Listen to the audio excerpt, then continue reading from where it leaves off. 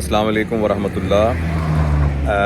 چونکہ دھڑا دھڑ لوگ عمران خان کی پارٹی کو چھوڑ رہے ہیں، ان میں سے ایک فیاض چوہان صاحب ہیں جنہوں نے کل پارٹی کو چھوڑا۔ میں ان کے کسی سیاسی اس پر تو کوئی تبصرہ نہیں کرنا چاہتا، لیکن میں ایک بات بہت ضروری سمجھتا ہوں کہ میں بیان کروں، وہ یہ ہے کہ انہوں نے جو خاکسار تحریک اور علامہ مشرقی کے بارے میں کامنٹ کیا، وہ کامنٹ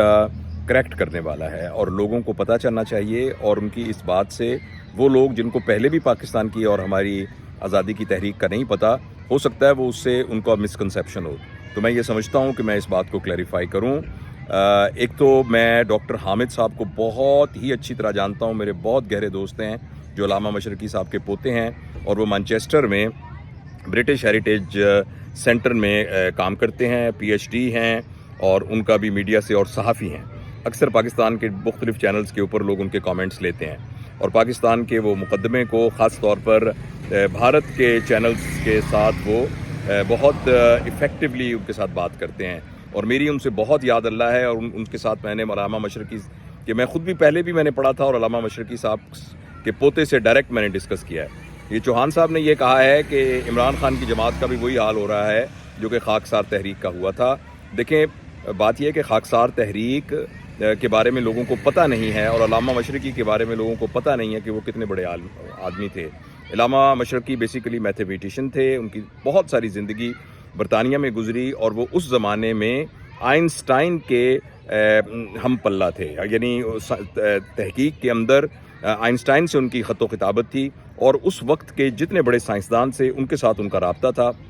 اور ان کے خیالات اتنے زیادہ پروگریسو تھے کہ ساری دنیا کہتی ہے کہ امت مسلمہ نے علامہ مشرقی کی ذہانت کو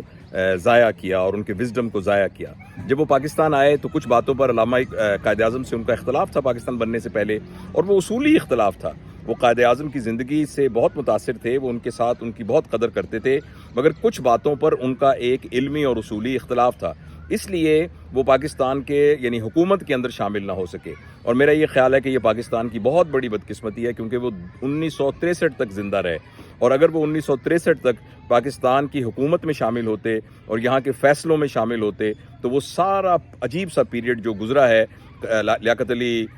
خان کی شہادت سے لے کر اور پھر آگے تک، تو اس میں علامہ مشرقی جو ہے وہ بہت کنٹریبیوٹ کر سکتے تھے۔ اور ان کی جو خاکسار تحریک تھی وہ بالکل ہی ایک درویش لوگوں کی تحریک تھی۔ وہ خاکی رنگ کے کپڑے پہنتے تھے، بیلچہ ان کا نشان تھا جو کہ محنت کا نشان تھا، اور پورے پاکستان میں، پاکستان سے باہر اور کشمیر میں بھی جتنی فلاحی کام تھے ان سب میں خاکسار تحریک نے بہت شرکت کی۔ خاکسار تحریک کے کوئی سیاسی عزائم نہیں تھے، اور نہ وہ کسی طرح کی شدت میں انوالو ہوتی تھی۔ تو میں یہ بات اپنے تمام دوستوں کو یہ بتانا چاہتا ہوں